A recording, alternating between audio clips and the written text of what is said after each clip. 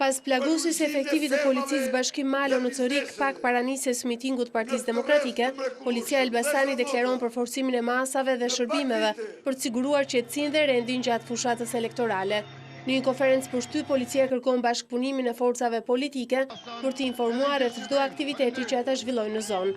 Thirrje subjekteve politike të jenë korrekt në raport me policinë me qëllim njoftimin mbi oraret, fillimin dhe mbarimin e aktiviteteve, vendin e zhvillimit të aktiviteteve si dhe njoftimin e zyrave të tyre elektorale. Mbrëmjen e së dielës para nisjes mitingut të Partisë Demokratike në qytetin e Corrikut, 54 vjeçari Dilaver Hyseni në gjendje të dehur ka plagosur me thik efektivin e policisë Bashkim Malo.